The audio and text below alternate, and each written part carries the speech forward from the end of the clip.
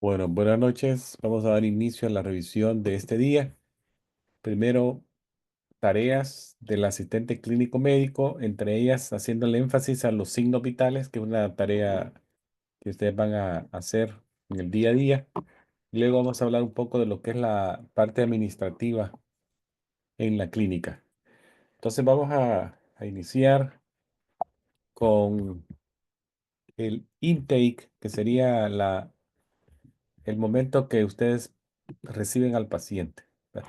Las tareas del asistente clínico médico, como dijimos, participar al frente, muy poco, y en la parte de la clínica, primordialmente el 80% ahí o 90%. Entonces, el intake es básicamente general, es una generalidad que va a tener que hacer, tomar al paciente. Primero, identifíquenlo con los nombre completo, fecha de nacimiento, y luego ya alguna de las tareas que van a tener que hacer es en lo administrativo, contestar el teléfono, hacer citas, comunicarse con los pacientes, revisar expedientes clínicos de los pacientes, tomar signos vitales, que es lo que vamos a hablar posteriormente, realizar flebotomías, preparar al paciente y tomar un electro. Entonces eso de lo general. Ahora, en cuanto a la historia clínica o la intake, siempre van a tener acceso a la información general de los pacientes y es bueno que en toda visita la actualicen. Mucho énfasis en los medicamentos, porque eso hace que se eviten errores de tratamiento, porque la lista de medicamentos va quedando uno y sigue el siguiente y el siguiente y el siguiente y no la actualiza, entonces se llegan a juntar hasta 20 nombres de medicamentos y la mitad de ellos no están tomándolo. Entonces todas las visitas hay que reconciliar los medicamentos. Entonces, la lista de problemas también. La lista de problemas básicamente es aquella que el paciente es conocido por su antecedente médico. Luego, la historia familiar es condiciones médicas que interesan de familiares cercanos. Es importante eso. La historia quirúrgica, si hay alguna cirugía nueva desde la última vez que vino, hay que poner la fecha y si aplica lateral, derecho o izquierdo, hay que hacerlo cuando aplique. Luego la historia social incluye si el paciente está trabajando, no está trabajando, si usa algún tipo de drogas ilícitas, su esquema de ejercicios, su ingesta de alcohol, todo eso hay que actualizarlo en la historia social. Los medicamentos, ya les dije que hay que reconciliar alguna alergia nueva o confirmar las anteriores, las viejas. También los signos vitales, que va a ser la parte medular que vamos a tocar ahora, es algo que ustedes van a hacer con cada visita de paciente. Entonces, los signos vitales son aquellos signos de vida, medidas que son importantes hacerlas en los primeros minutos que el paciente está ya en el consultorio. Siempre es bueno darle unos minutos de que se recupere, que llegó cansado, caminó mucho. Démosle unos minutos antes de las primeras medidas. Entonces, los signos vitales son indicadores de la homeostasis o balance interno del paciente. Representa el estado de salud general, que alguien tenga sus signos vitales normales y en un estado de salud general enfermos si están alterados. Entonces es importante. Recientemente la Administración de Veteranos, la Asociación del Dolor y la Comisión Conjunta de los Estados Unidos agregaron otra variable que ahorita se las comento. Entre las clásicas tenemos la temperatura, el pulso, la respiración, la presión arterial y lo que les decía ahora que se ha agregado es el dolor, una quinta constante a valorar en cada visita si hay dolor en la historia, ¿verdad? Entonces, la saturación de oxígeno también se toma, suele hacerse al mismo tiempo que las constantes tradicionales, cuánto tiene de oxígeno, pero las primordiales son estas que están acá, ¿no? Son los signos cardinales que vamos a estar tomando en cada visita. También, muy importante que los signos vitales sean exactos, ya que cualquier variación podría indicar la presencia o desaparición de una enfermedad que se está tratando. Entonces, importante que se tomen bien las temperaturas, el pulso, las respiraciones, todo eso, porque le van a dar datos al médico. También no olvidemos que son influenciados por factores físicos y emocionales. Muchos pacientes pueden llegar nerviosos a la visita y los signos vitales están alterados al comienzo. Siempre démosle un poco de que se relajen antes de tomar las medidas que vamos a empezar ya a poner en el expediente clínico del paciente. También nos interesan las medidas antropométricas, que son aquellas del peso y talla, y también en los niños la circunferencia de la cabeza y del pecho. Esto aplica hasta más o menos 2 años en la cabeza y el pecho casi en el primer año ya suficiente. Eso lo digo por si alguno de ustedes se va por la línea pediátrica, ¿verdad? Ahí les dejo algunos valores, rangos normales de los signos vitales en grupos de edades. En el lado izquierdo de la pantalla van a ver que están los grupos. Comenzamos con los recién nacidos y así va aumentando la edad de 1 a 3 años, los preescolares de 4 a 6, ya niños en escuela de 7 a 11, ya adolescentes de 12 a 16 y el adulto. Y van a ver que el pulso y la respiración en las primeras etapas de los niños son muy rápidos, valores altos, y las medidas se van haciendo menores a medida que ellos ganan edad. Lo contrario con la presión arterial, que se ven en los niños pequeños bajitas, y a medida ellos van creciendo, van agarrando más valores, los números de sistólicos y diastólicos en la presión arterial.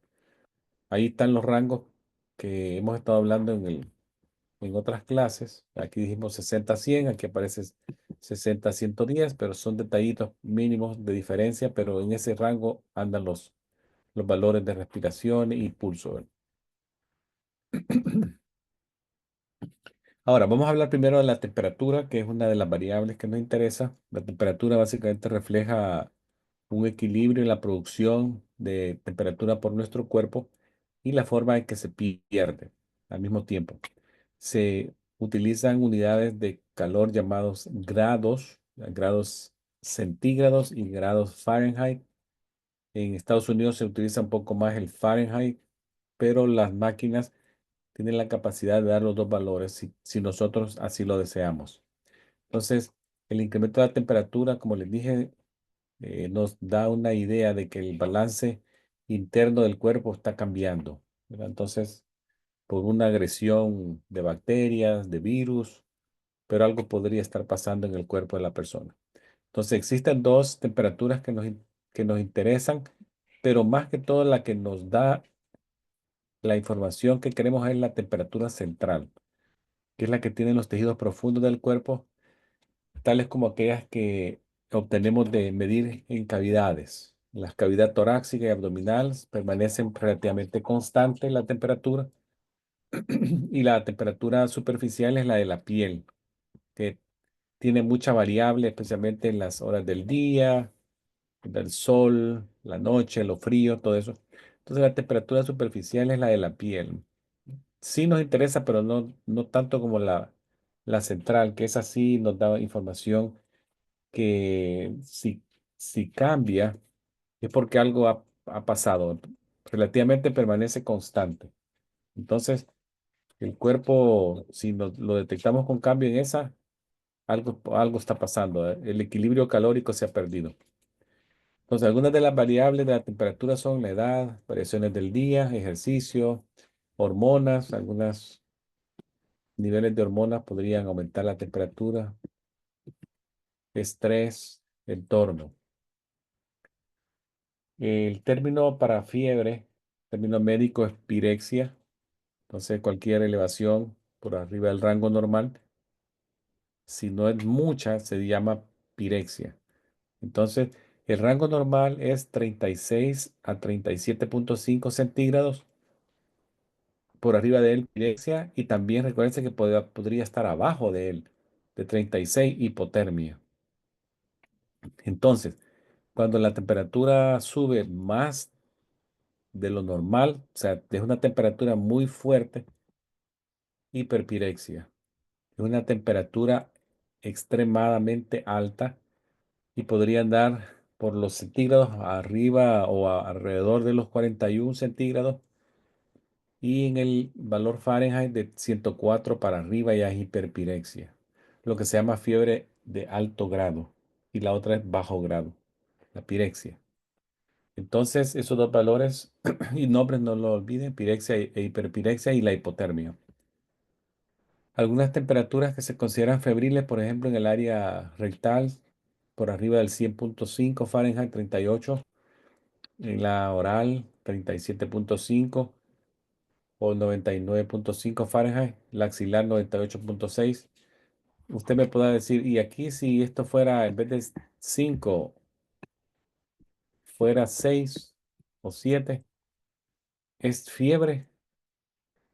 Conceptualmente sí, podría considerarse una pirexia, pero de bajo grado, porque es poco. Usted va a ver que solo 0.2, 0.3 centígrados han subido, pero ya está sobre el rango valor arriba, ya se considera pirexia de bajo grado.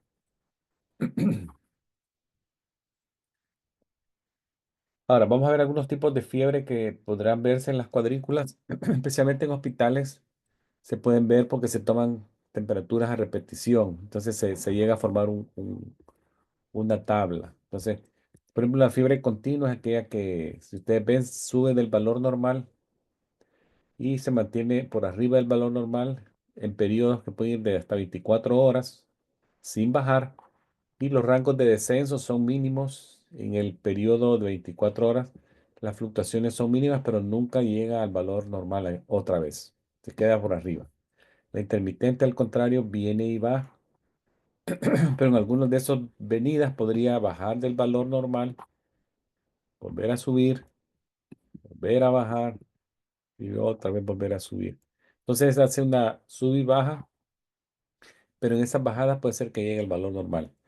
La remitente es aquella que tiene fluctuaciones grandes, sube el valor normal, tiene descensos y ascensos en el periodo de 24 horas, pero nunca vuelve a la normalidad, muy parecida a la continua, con la diferencia que las fluctuaciones son más grandes del descenso, pero no llegando al valor normal.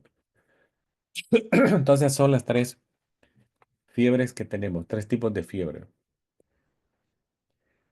Ahora les muestro acá las fórmulas que se pueden utilizar si acaso se quisieran hacer a mano. Muy raro ya, pero es bueno que lo sepa.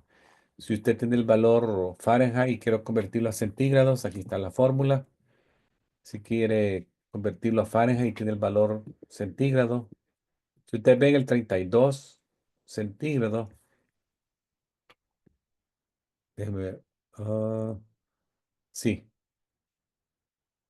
sería un 104, que sería fiebre, ¿verdad? Pero aquí qué raro eso, que está acá el 32. Tiene que haber un error ahí en esa tabla, luego lo revisaré.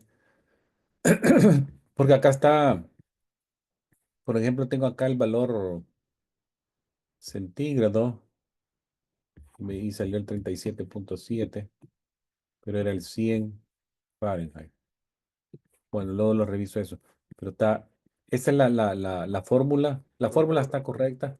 Son fórmulas ya que se utilizan muy poco, pero si se quisiera hacer de forma manual, se saca el resultado fácilmente. Ahora, de las temperaturas rectales y orales, una cosa muy importante que sepan es que, por ejemplo, si la temperatura rectal se obtiene, le tienen que disminuir 0.6 centígrados al valor obtenido y 1 grado Fahrenheit al valor obtenido para que se homologa con la oral. Igualmente la axilar, si se obtiene la temperatura axilar, se le tiene que agregar 1 grado Fahrenheit o 0.6 centígrados al valor para que se homologue también a la temperatura oral. Diferentes tipos de termómetros, hay digitales, los que se usan en el oído, desechables y algunos que son axilares o rectales u orales. Entonces, de las temperaturas que tenemos, la más exacta de todas, cuando es factible hacerlo, es la temperatura rectal. Esta es la más. Recuerden que tiene sus observaciones. Por ejemplo, pacientes con una enfermedad cardíaca no se puede. Pacientes que tengan alguna enfermedad rectal o hayan tenido una cirugía reciente en esa área no se puede. O pacientes con diarrea no se puede. En cuanto a la axilar, también se puede hacer, pero es la menos exacta de todas. Necesita mucho tiempo de lectura, puede dejar el termómetro hasta 5 o 10 minutos, bien largo el tiempo. La timpánica también es muy útil, por ejemplo, en niños y en pacientes con estado confusional. Se puede hacer ese tipo de lectura, es muy segura, no es invasiva y refleja la temperatura central que nos interesa. En 2, 3 segundos ya tenemos la respuesta. La única observación sería si un paciente tiene alguna infección en el oído o drenaje del oído. Sería contraindicación. Entonces, sí tiene la ventaja, como les dije, refleja la temperatura de la zona del hipotálamo, de los tejidos que rodean al hipotálamo.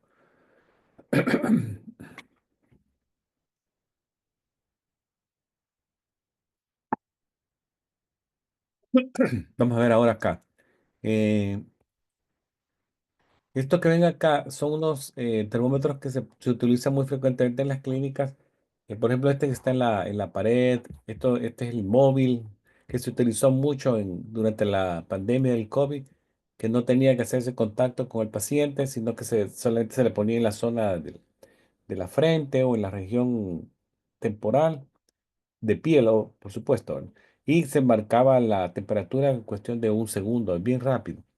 Este que ven acá es de los que venden en los supermercados, Walmart, todas esas farmacias que son bien fácil de utilizar. Aquí se le puede cambiar si uno quiere a Fahrenheit.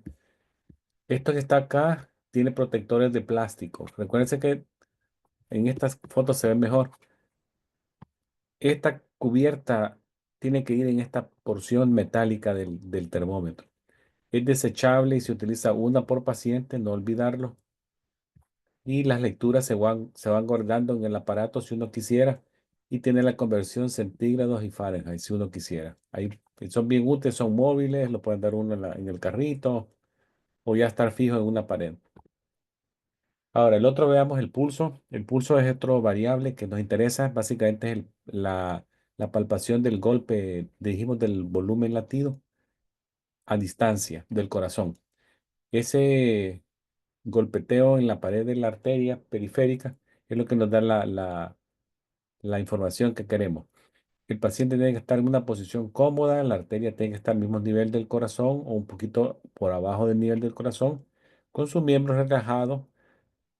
Los más frecuentemente utilizados son el radial.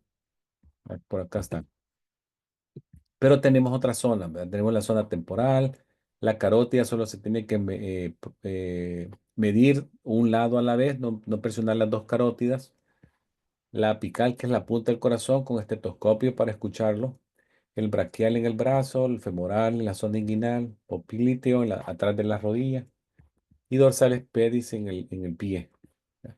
Entonces, el pulso apical es muy, muy útil en niños y recién nacidos o pacientes adultos que tienen un pulso muy rápido, muy lento. En niños, el lugar más indicado es la zona del húmero, presionar contra el húmero, la zona braquial, ¿verdad? Acá, el brazo en la porción superior. Ya más grande tenemos la radial, en el adulto y en el joven, las zonas más utilizadas, la radial. Se puede palpar el pulso por 30 segundos, se multiplica por 2 o si está muy irregular, se mide el completo al minuto. Igual la apical. Como ven acá, la apical básicamente es la más exacta porque es la medida que se obtiene escuchando el corazón a través de un estetoscopio. Ahora, la respiración. También nos interesa cuántas respiraciones por minuto. Dijimos que el valor era de 12 a 20. Entonces se mide en 30 segundos, se multiplica por 2 o un minuto completo si la respiración está un poco irregular también. La respiración, recuérdense que es un ciclo, adentro y afuera. Cada ciclo de adentro y afuera se cuenta como uno y es mejor medirlo cuando se está haciendo la cuenta de del pulso en la radial. Les voy a mostrar un video que orienta un poco cómo contar la respiración. Vamos a ver el video. Good afternoon, Miss Reynolds. Hello. My name is Scott, and I'll be your medical assistant today. Okay. The doctors asked me to check your pulse and your respirations. Okay. Before I do that, I'd like to verify your last name. Can you spell that for me, please? Reynolds. Okay, and your date of birth. 8/1942. Okay, great. Would you like me to call you Miss Reynolds? No, Susan. Susan. Is great. Okay, great. Let me sanitize my hands, Susan. If the patient is excited or has engaged in strenuous activity, give her 5 to 10 minutes to relax before you I start. can just have your wrist here. We'll check your pulse. Put the patient's arm in a comfortable position. Place 3 fingers along the radial artery on the thumb side of the wrist. Don't use your thumb because you may feel your own pulse. Apply moderate pressure until you feel the patient's pulse. Count the pulses for 30 seconds and multiply by 2. If the patient's pulse is irregular, count for 60 seconds for a more accurate count. Once you have the pulse count, remember it and start counting respirations. Each time the patient's chest rises and falls, it's 1 respiration. 1 inhalation and 1 exhalation equals 1 respiration. Do not tell the patient you're counting respirations, since the patient may alter her breathing. Count for 30 seconds and multiply by 2. If the respirations are irregular, count for 60 seconds. Okay, great. I'm going to sanitize my hands. Now I'm going to chart the results in your medical record for the doctor. Okay.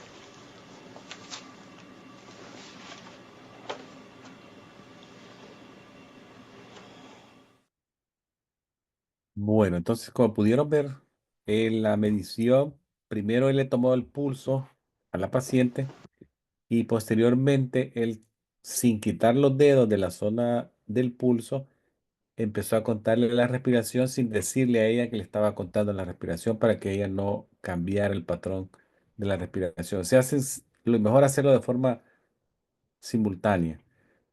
Una observación acá es que actualmente, porque los oxímetros ya tienen también cuenta de pulso, muchas veces ya el pulso ya no se está tomando de forma manual como lo vimos en el video, sino se obtiene cuando se le pone el oxímetro de pulso, uno obtiene el pulso más la saturación de oxígeno. Pero si lo hicieran de forma manual, esa es la forma de hacerlo. Y la cuenta de la respiración la pueden hacer en ese momento también de que le estén poniendo el oxímetro sin que el paciente sepa que se lo están tomando. Bueno, ahora, lo que sigue es la presión arterial, que la presión arterial también nos interesa mucho porque básicamente es la medida de la fuerza que ejerce el corazón para mover la sangre fuera del ventrículo izquierdo. Esa fuerza se siente a distancia en las paredes arteriales y se expresa en milímetros de mercurio. Sale una fracción, la más alta se la llama sistólica y la menor la diastólica. Básicamente la presión sistólica es la fuerza en la arteria al momento del bombeo, contracción. Y la diastólica es la presión de la sangre contra la pared entre los dos momentos, entre dos latidos. O sea que el corazón básicamente se está llenando. Si ustedes recuerdan la porción en el electrocardiograma era la T, cuando el ventrículo se llena, pues casi que esa misma T, si la pasaran acá, sería el momento sistólico, ¿verdad? Que el corazón está relajado, se está llenando. Aquí le dejo una tabla de la Asociación Americana de Cardiología, donde pone los valores normales, lo que antes se conocía como prehipertensión, ahora Ellos lo quitaron, yo lo dejé ahí el nombre para que ustedes lo vean. Ahora se llama elevada. Luego vienen los estadios 1 y los estadios 2. Si ustedes ven, la presión arterial ahora es un poquito más estricta. Quieren que esté abajo de 120. Tiene que ser algo como 118 sobre 71. Es lo normal. Si alguien sale 120/80, según la nueva clasificación, está elevada. Así desde entrada, ¿verdad? Entonces, eh, estos sonidos de Korokov, ya les voy a poner un video para que los escuchen. Son sonidos que se escuchan cuando se hace la presión arterial tomada también manual con estetoscopio. El tensiómetro automático que se usa en muchas clínicas obvia este sonido, sino que lo hace de manera distinta, ¿verdad? Pero el sonido de Korokov básicamente es un sonido que se produce cuando ya la presión se va disminuyendo en el manguito que está apretando la arteria braquial y la sangre empieza a pasar otra vez por la arteria. Entonces ese sonido se escucha en el estetoscopio y el primer sonido, después del silencio inicial que se empieza el primer sonido, entonces ese se obtiene y se marca como presión arterial sistólica. El sonido sigue, sigue, sigue hasta que ya desaparece. El periodo donde desaparece el sonido, el último vez que lo vamos a escuchar, ese marcan ustedes y es el sonido que marca la presión diastólica en el adulto. Entonces vamos a poner un video para que ustedes lo van a ver para que oigan los sonidos de Korokov. La presión arterial puede estar alta, pero también puede estar baja. Si está abajo de 90/60, se considera hipotensión y también tiene una- un significado para la homeostasis del cuerpo, que algo está pasando. Hay una hemorragia, hay un problema nervioso central, algo está pasando. Vean este video de la toma de la presión arterial.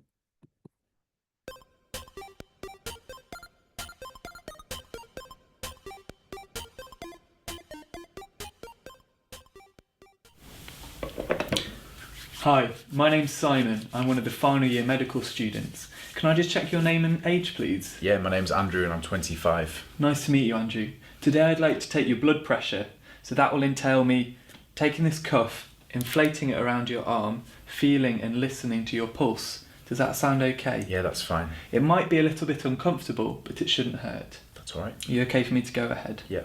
Lovely. If you just pop your arm on the table, that's lovely.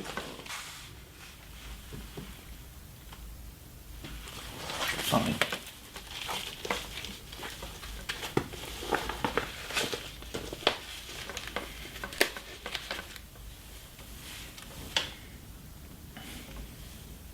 And I'm just going to feel your pulse now.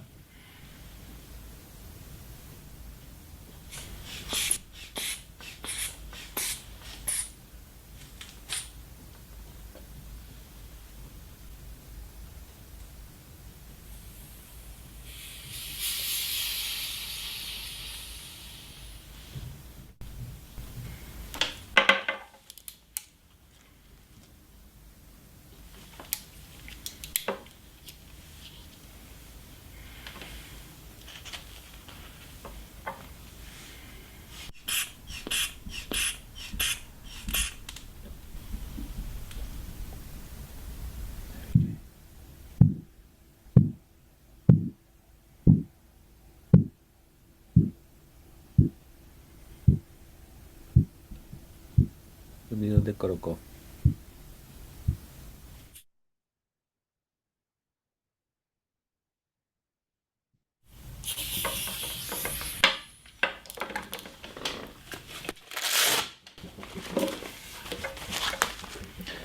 That completes the procedure.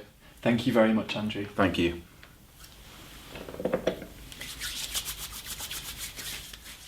To complete the procedure, I would check the blood pressure in the patient's other arm. I would then record the results in the patient's notes. Bueno, entonces ya vieron cómo tomar la presión arterial y escucharon también los sonidos de Korokov. Primer sonido marca la sistólica, donde desaparece el sonido, marca la diastólica. También vieron los diferentes valores de las presiones arteriales y muchos estudios han hecho que estas tablas se cambien, o sea que ustedes lo están viendo por primera vez tal vez, pero ya llevan un par de años estas tablas, pero lo que han visto es que bajando los niveles que antes se consideran aceptables, se ha logrado promover que sea más agresivo la detección y el tratamiento más temprano de la presión arterial. O sea, no esperar que esté demasiado alto, sino que de manera más temprana la presión arterial se detecta, ¿verdad? Los aparatos que se utilizan, ahí les muestro algunas fotografías. Teníamos el que acaban de utilizar en el video, otros que están en las paredes ya fijos, otros que son móviles, este es manual, este también, pero podría encontrarse con algunos que son electrónicos, que son, no escuchan, no tienen en cuenta los sonidos de Korokov, sino que miden el flujo de manera electrónica y nos dan un valor así numérico ya fijo en la pantalla. Entonces hay que estar como listo para ver cualquier tipo de aparato que sea. La, la presión arterial también, ustedes van a ver que hay que tener algunas cosas para evitar errores. Por ejemplo, el tamaño del manguito no tiene que ser ni muy grande ni muy pequeño, sino el apropiado para que la persona se le mida bien. Entonces, eh, si se repite alguna medida, no hay que hacerlo de inmediato a los 3 segundos, sino que el examinador tiene que esperar por lo menos 1 o 2 minutos entre medidas. También verificar que los aparatos no estén defectuosos, sino que estén en buena condición. La saturación de oxígeno, como les dije, acá se ve que mide el pulso y la saturación de la misma manera. Luego las medidas antropométricas, peso, talla, y ahí se puede obtener el BMI. Las medidas antropométricas son las que nos interesan en cada visita, ¿verdad? Ya que suministran algunas información del peso de esa persona y lo podemos relacionar a la parte nutricional o alguien que esté teniendo una enfermedad aguda, importante. Entonces el peso se debe tomar con la persona lo más mínimo de ropa, sin zapatos, la estatura por igual, tiene que estar el zapato quitado, ¿verdad? La persona tiene que estar descalza y se puede hacer al mismo tiempo como lo ven en esta fotografía. Está sobre la báscula y se está midiendo.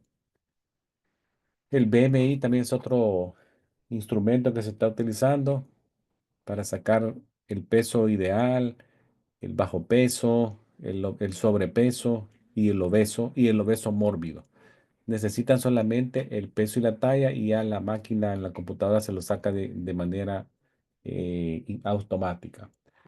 El BMI ahora se está utilizando también con la medida de la cintura. Si ustedes ven acá esta foto, este caballero acá tiene 56 pulgadas de abdomen. Mucho, ¿verdad? Ya en el hombre, después de 40 pulgadas, se está considerando alto. Y si se combina con el BMI alto, obeso o sobrepeso, algunas enfermedades se relacionan a ese patrón, ¿verdad? Como puede ser diabetes, hipertensión, enfermedad del hígado, eh, colesterol, triglicérido alto, riesgo de cánceres. Entonces, es importante guardar no solo el peso, sino que también cómo aumenta nuestro abdomen de tamaño, ¿verdad? Son indicadores de enfermedades, los BMI muy altos. Personas ya con arriba de 40 son ya obesos mórbidos y algunos de ellos son candidatos también a cirugías bariátricas, se los paga el seguro, ¿verdad? Ahí les dejo algunos valores, BMI entre 18,5 y 25, ideal, arriba de 25 hasta 29,9 o sobrepeso, y arriba de 30 obeso, y arriba de 40 obeso mórbido. En cuanto a los niños, las medidas también, si ustedes ven, hay que tenerlos con la mínima cantidad de ropa para pesarlos. Cuando los midan, tiene que estar bien rectecito. Se mide de la cabeza hasta los talones, se puede hacer al mismo tiempo. También se le puede medir la circunferencia de la cabeza. Se pasa una cinta horizontal alrededor de la cabeza, más o menos por arriba de las cejas, las orejas y la prominencia posterior, la occipital. Y si es la medida del pecho, se pasa a la altura de las tetillas acá, ¿verdad?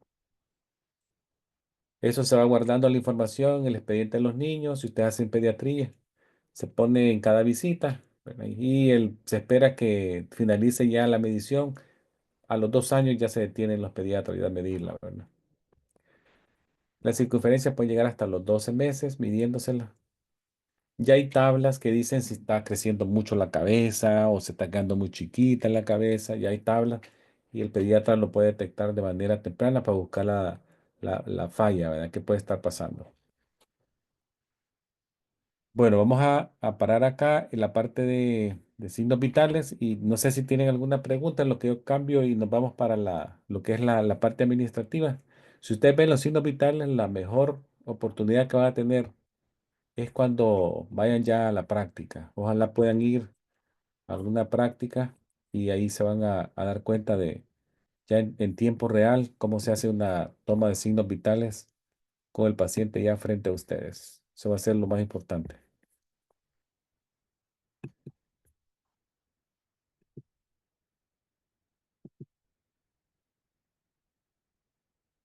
No sé si tenían alguna pregunta de los signos vitales. No, por el momento no. De momento no. Ah, ok. Bueno, vamos a ver ahora lo que son las tareas administrativas del asistente médico clínico. Como les dije, va a ser muy poquito probablemente donde ustedes vayan, porque muchas clínicas ya tienen gente dedicada a hacer esto. Y muy raro van a sentar a un asistente médico clínico a cubrir, pero en clínicas pequeñas donde el personal no es muy grande, sí alguien puede cubrirle, por ejemplo, a alguien un almuerzo o que alguien no llegó ese día, ¿verdad? Pero son casos contaditos, así que no esperen hacer mucho de esto, pero es bueno que conozcan qué está pasando, porque también ignorar no es bueno. Por ejemplo, no olviden acá saber mucho lo del HIPAA nuevamente en lo que es la parte administrativa. Nuevamente les reitero, no olviden la privacidad de la información. Cuando hablen con el paciente en áreas comunes, mucho cuidado, no decir información de diagnósticos, tratamientos, todo eso. Siempre si quieren hablar algo más privado, siempre tomen al paciente y discutan esa situación en un área como un consultorio, ¿verdad? Sacarlo de la área pública y llevárselo un poco aparte. La visita, si bien es cierto, está ocupada leyendo una revista o viendo televisión, pero no dejan de estar escuchando qué está pasando alrededor. Entonces, siempre mantengamos al paciente en áreas privadas, lo más posible, ¿verdad? Cuando nos dirijamos con ellos. Si es en área pública, hacerlo cosas muy general. Por ejemplo, si están cubriendo la parte frontal, puede ser que les toque darle la bienvenida cuando el paciente llega o contestar el teléfono, dirigir a los pacientes a dónde sentarse, que van a esperar, obtener información nueva. Si un paciente llega a la clínica, se se les solicita que si hay que actualizar el número de teléfono, la información del correo electrónico, el domicilio, si ha cambiado de seguro, todo eso. Se le pregunta cerca, así como lo están viendo acá, en una relación así uno a uno, cerca, sin hablar muy fuerte, y ya se toma la información acá, ¿verdad? Si hay una persona atrás de él, se manda a sentar y nos quedamos con un solo paciente. Ahora, vamos a ver también que cuando ya pasó la parte de enfrente, es cuando se lleva ya al paciente al área de examen físico, al consultorio. Entonces, cuando el paciente ya llega al consultorio, es cuando realmente la cita de ese día comienza, ¿verdad? Ese es el momento que ustedes tienen que iniciar la entrevista, lo que dijimos en la otra parte, ¿verdad? El intake. Empezar a sacar la información nueva y confirmar la vieja. Siempre es bueno confirmar la información anterior. Se le puede decir, mira, aquí tengo una lista de medicamentos, se la voy a leer. Ahí me dice si la está tomando o no. Algunos dicen, no, eso ya no lo estoy tomando, me lo suspendieron. ¿Cuándo? Hace 3 meses. Entonces se pone ahí discontinuo y se saca ya el archivo. La información siempre queda guardada, pero no sale como medicamento activo ya. Y la lista se va haciendo pequeña y se va reconciliando en cada visita. Entonces, cuando ya el paciente esté preparado, ya se entrevistó, El asistente médico entonces sale de la habitación y le dice al paciente que el doctor viene pronto, ¿verdad? Sería la parte importante. Recuerden que la entrevista es el momento ideal en donde la información de la razón de la visita se obtiene. Son cosas muy generales, lo que se llama queja principal, en inglés chief complaint. Se le pregunta por qué viene. Entonces ahí ellos dicen una o dos frases. Ah, que me duele la cabeza. Eso puede ponerse y luego se le obtiene que un poquito de historia, no mucha, porque la historia la va a terminar de hacer el doctor. Solamente un par de líneas para que el doctor cuando llegue vea de qué se trata, pues no quede en el aire de que está aquí viendo que no, paciente tantos años, femenino, quien viene quejándose 2 semanas de dolor de cabeza continuo, no ha tomado medicamento y ya. Y él sigue de ahí, toma eso ya como un inicio y él sigue, ¿verdad? Entonces, el asistente médico sí le inicia la información en relación a la razón de la visita y esa es una información que tiene que ser muy importante como la parte de colección de los datos. Recuérdense que la conversación, siempre decirle al paciente, esta conversación es privada. La mejor manera de hacerle sentir eso es que la puerta esté cerrada, no puede estar media abierta y el paciente tiene que sentir que estás seguro en el espacio y que no lo están escuchando. Recuérdense que las interrupciones podrían destruir en segundos lo que usted ya un par de minutos, 5 minutos en construir. Entonces siempre traten de mantener todo a control de ustedes. Es importante.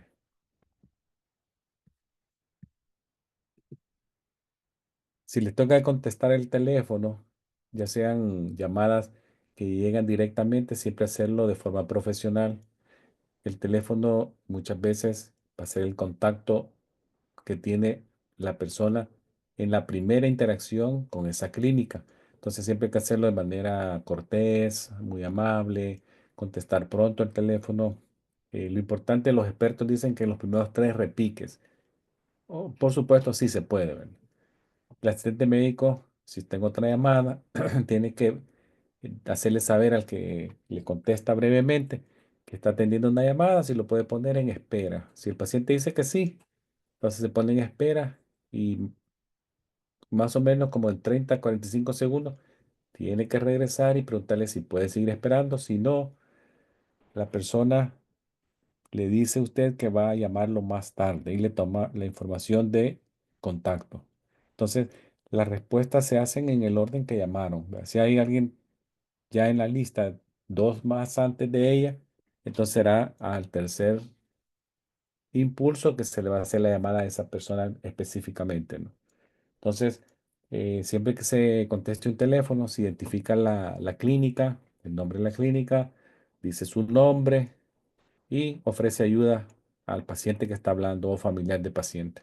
¿Verdad? Siempre comencemos lento, tranquilo, con buena entonación, asegurándonos que nos están entendiendo, mostrarse confidente, confiado con la llamada. ¿Verdad?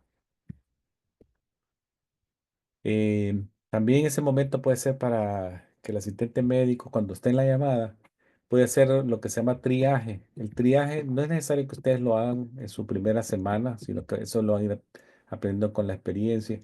Pero más o menos usted puede darle una clasificación y jerarquía a la llamada, si es importante, si urge que se le contacte ese mismo día o se le puede llamar más tarde cuando llegue otra persona.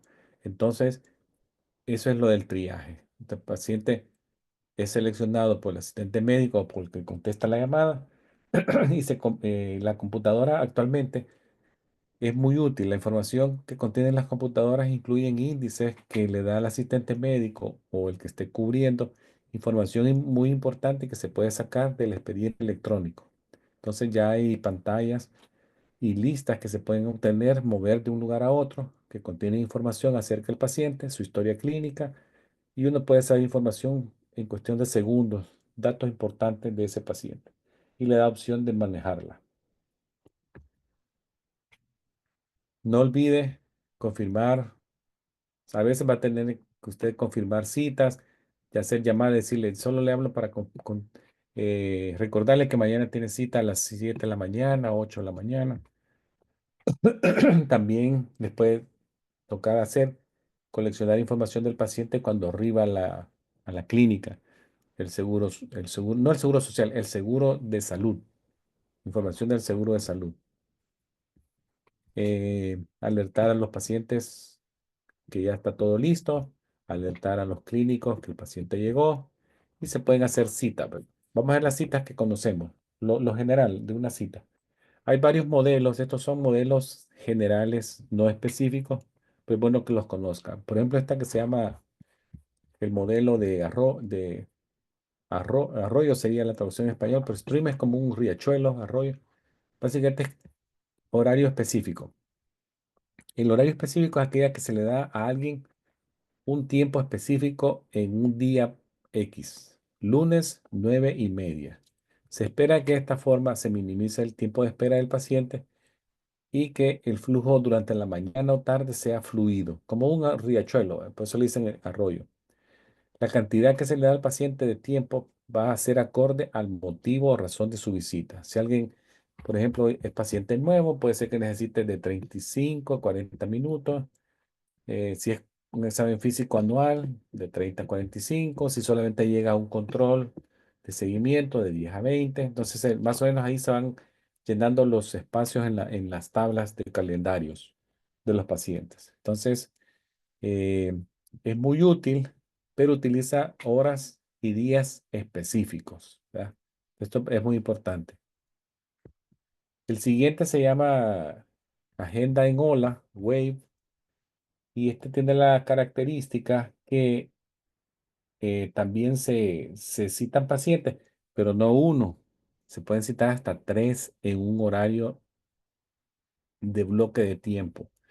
Por ejemplo, puedo citar a alguien de entre 9:30 a 10, pero no uno, sino que hasta cuatro. Eso sí, la clínica tiene que tener una capacidad de proveedores, un médico, dos nurse practitioners, un physician assistant, que me van a sacar la tarea en ese horario. El paciente va a llegar en el horario que llegue primero. Si alguien llega a las 9:32 y otro llegó a las 9:37 y así van llegando ellos, en ese orden de llegada se va pasando el paciente. Este tipo de agenda no le da a alguien específico un horario, sino que es un segmento de tiempo. Entonces, siempre hay alguien en espera de llegar. Algunos se incomodan un poco cuando llegan y ven que hay dos, tres sentados antes de ellos, pero la explicación es que van a pasar todos en la media hora que se les ha establecido. Siempre hay alguien listo para ser examinado, pasado ya al consultorio y la tiempo de espera podría convertirse en breve. El otro se llama libro abierto, que básicamente estas son cuando las clínicas no son muy cargadas de pacientes. Entonces, el flujo no es muy predecible, los pacientes pueden llegar en diferente horario, entonces las clínicas pueden darse ese lujo, por así decirlo. La práctica no está muy ocupada, entonces ellos tienen horarios abiertos. Le dicen, puede venir entre 9 y 11. Y ahí el paciente ve en esas 2 horas en qué momento llega. También pueden llegar lo que se llama walk-in, aquellos que no tienen cita, pero van pasando por ahí. Los urgent care, los cuidados de urgencia, son muy famosos por eso, ¿verdad? Que utilizan libro abierto, oficina abierta. Alguien puede llegar ahí y dice walk-in. Por último, tenemos los de categoría o cluster, grupo. En este grupo, básicamente se agrupan los pacientes por problema, por problema o condición por la que van a llegar. Lunes en la tarde, procedimientos diagnósticos.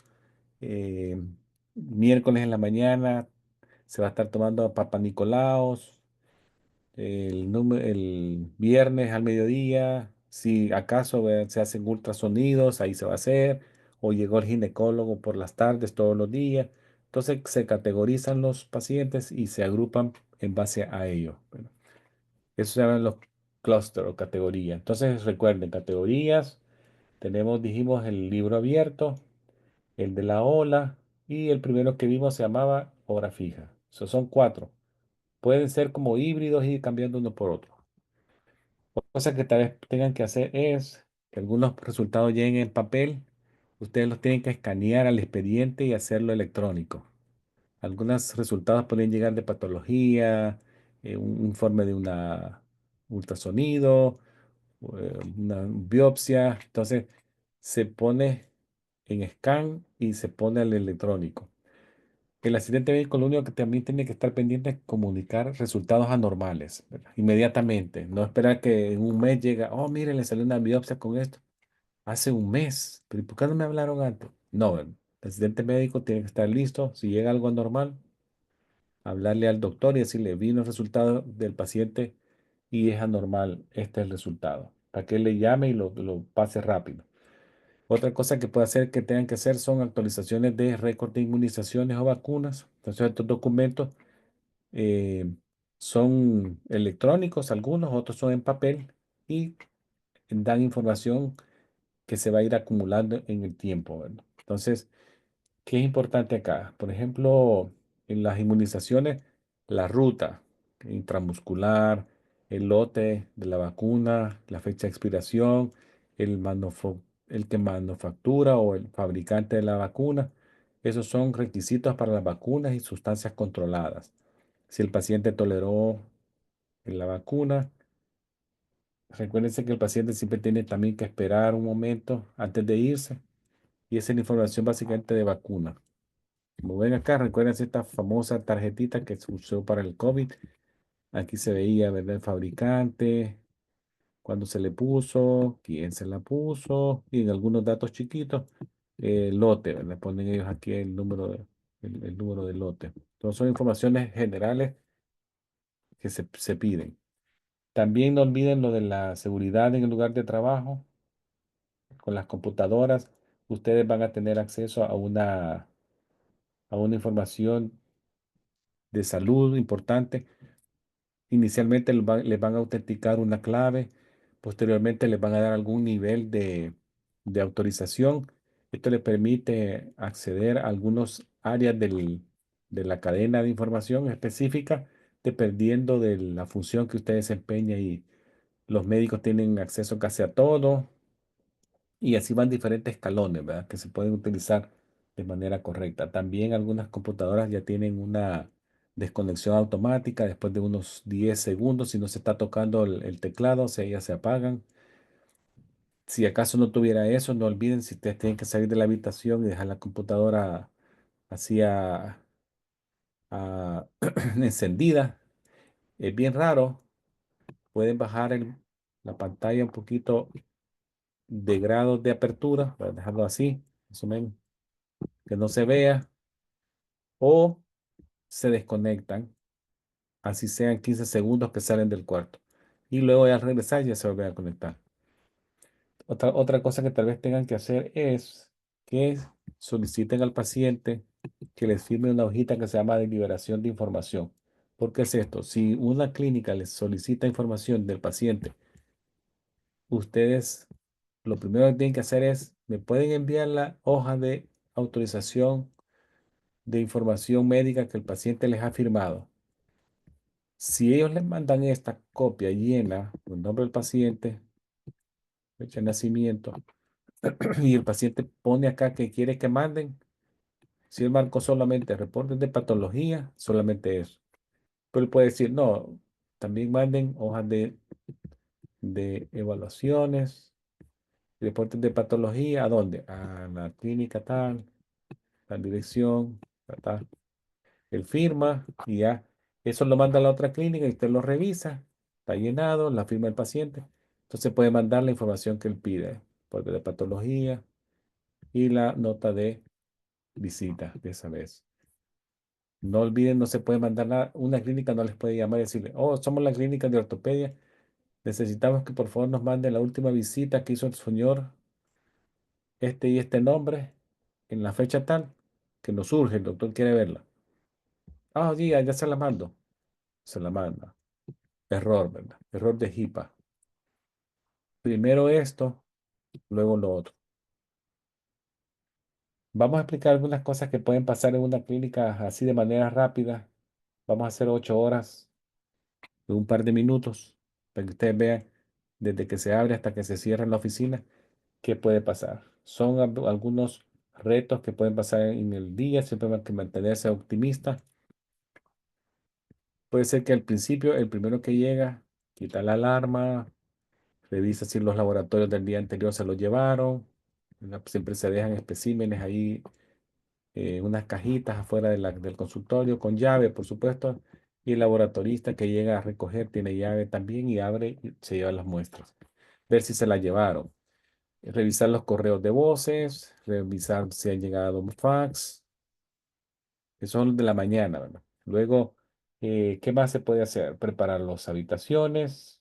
Recuérdense que las habitaciones hay que verificar que estén limpias, que tengan los insumos que se necesitan para ese día, que esté todo listo, que los termómetros estén con la batería, que todo esté cargado, que todo esté en presentación del paciente que va a llegar por primera vez o seguimiento, revisar el equipo médico, todo eso. Si hay algunas cosas que están vencidas, se botan, se sacan de ese día y se descontinúan, ¿verdad? Luego ya se hace el trabajo del día a día, los signos vitales, todo eso ya por la tarde, casi que es el cierre de la oficina médica y va en reversa todo. Al final del día, las tareas casi que van revertiendo lo de la mañana. Para muchas clínicas, ese es el momento que ellos ponen sus autoclaves para esterilizar y dejarse secar en la noche todos los instrumentos que son reusables. Muchas clínicas también ya se preparan para la noche, ya empiezan a encender sus máquinas de fax en automático, van apagando sus impresoras, sus computadoras, van preparándose también con los contestadores del teléfono, los mensajes que van quedando para la noche, y ya todo va quedando ya guardado para ir saliendo del trabajo. Ahora se van aparando los equipos electrónicos, los equipos eléctricos, se revisa la máquina de café. Si ustedes ven, son cosas chiquitas, pero pueden irse haciendo. Ya el último que sale, echa llave, apaga las luces, pone la alarma. Y ese es un día de trabajo en la clínica. Se dice fácil, pero ustedes van a ver ya cuando comiencen que a veces requiere mucha estamina, mucho aguante, ¿verdad? 8 horas de trabajo, pero se va uno adaptando a medida va pasando las semanas y se va agarrando experiencia.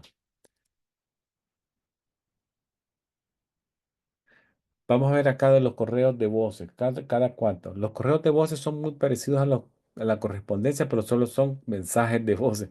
Entonces, la secretaria los copia en un papelito pequeño y se los va pasando a quien corresponda. Casi siempre las clínicas revisan los mensajes de voces en manera general 2 veces al día.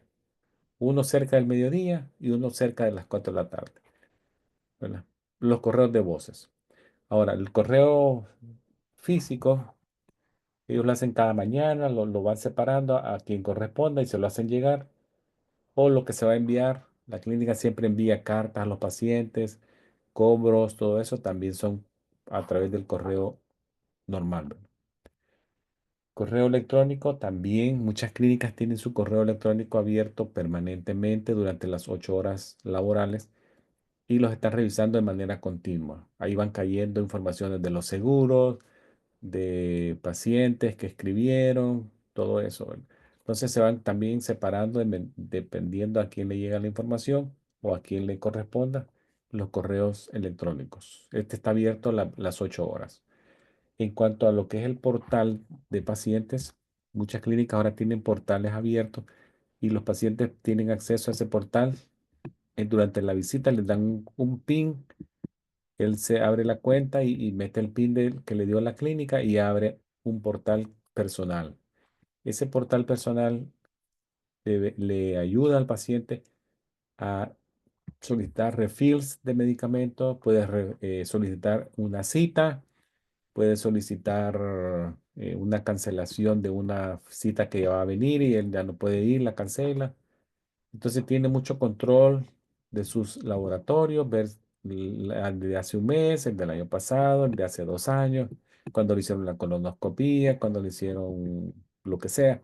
El portal es una puerta abierta a su expediente clínico. Claro que sí, una vez él entró a su portal, él es responsable, no la clínica, de alguna situación que se dé con lo de HIPAA, ¿verdad? Porque él asume su responsabilidad que si deja su portal abierto y alguien se lo ve, ya no es la clínica la que corresponde, sino el paciente. Es un portal, pues se llama portal del paciente, ¿verdad? Un acceso personal.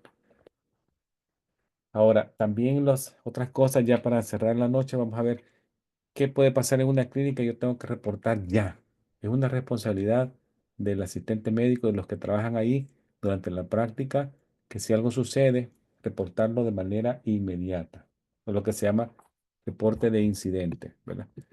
Un incidente es algo que no pasa de rutina en una clínica. Como que alguien se cayó, alguien se pinchó, hubo una discusión y una pelea. Son cosas que no suceden y salió algo golpeado o alguien se puso muy violento, un paciente golpeó a un doctor o una enfermera, etcétera, etcétera. Son incidentes, ¿verdad? No pasan de rutina y cuando pasan, reportarlo. Un robo a una persona o a alguien del hospital. Robo. Omisión en la administración de un tratamiento o administración de un tratamiento a alguien que no se lo debían de haber dado. Errores médicos o de enfermería. Son incidentes, hay que reportarlo.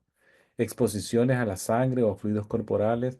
Alguien se pinchó el dedo de una paciente que puede ser que tuviera una enfermedad contagiosa vía sangre.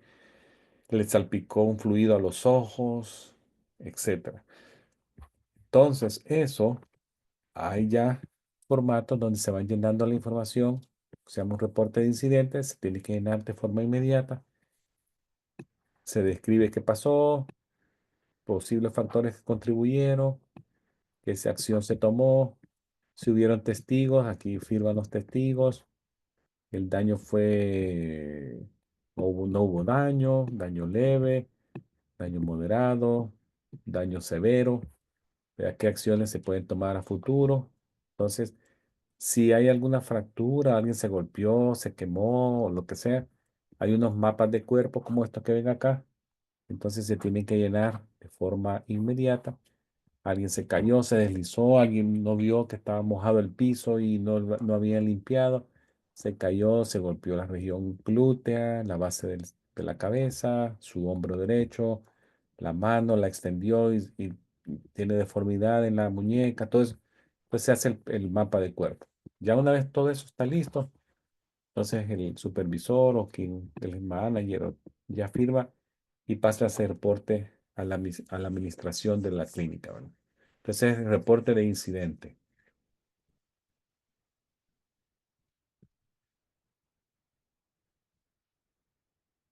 Bueno, esto es lo que les traía de lo que era la parte administrativa. No sé si tienen alguna duda o algo del que se les pueda venir a la mente de una parte administrativa.